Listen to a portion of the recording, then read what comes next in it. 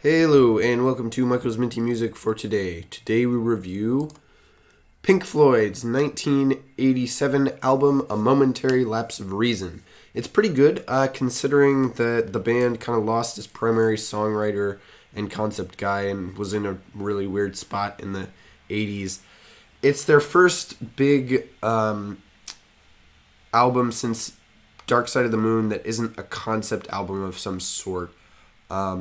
From Dark Side of the Moon in 1973 to basically the final cut in 1983, they pretty much every album they made was a concept album, and this is the first one that isn't that. So it stands out a bit among their catalog, especially considering that they really got a lot better after Dark Side. This is the track listing, and these are the tracks I added to my playlist. 6 out of 11, 1 over half. This album is actually pretty good. I wasn't expecting anything spectacular due to the sort of reputation this album has as not great, but it's pretty good. The sort of triple opening of Learning to Fly into Dogs of War and One Slip is very good. Those three songs work really well together and really sort of provide the centerpiece of the album. And there are some decent tracks in the back half that pull the energy through. The instrumentals aren't great, but they do kind of call back to an earlier sort of pre-Dark Side of the Moon Pink Floyd sound, which I don't dislike. They're not bad additions to the album, I don't think. Sorrow is a pretty good track to wrap the album up, and overall, this album is relatively enjoyable. It's pretty good. It's definitely not bad. There were no singles off this album, and my favorite song here, I probably got to go with One Slip. It seems to be sort of the centerpiece of the album, track 4 there. It's got the title and its lyrics, and the lyrics are really good, I think. I think the lyrics in this album overall are pretty good. Really, though, tracks 2 through 4 are all had a chance to be my favorite. Learning to Fly and the Dogs of War are both really good as well. The other ones on the album, none of them are really as standout as those 3.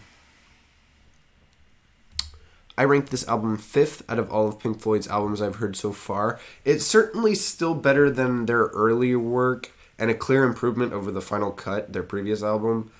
It's pretty close to both Animals and Wish You Were Here, in my opinion, actually. But it's pretty difficult to judge due to the structural differences between the albums.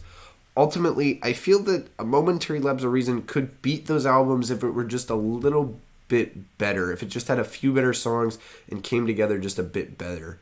Animals and Wish You Were Here have a similar quality as A Momentary Lapse in their music, but they really come together a lot better due to the concept and the sort of feeling and soul that comes out of that, which I think makes those two albums ahead better than A Momentary Lapse of Reason.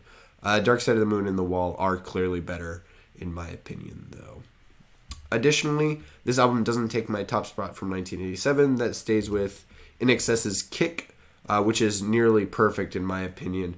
And it rocks a lot harder than A Momentary Lapse of Reason.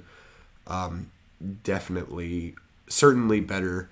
Although A Momentary Lapse of Reason is nothing to scoff at, in my opinion. Next up is Sting's 1993 album 10 Summoner's Tales.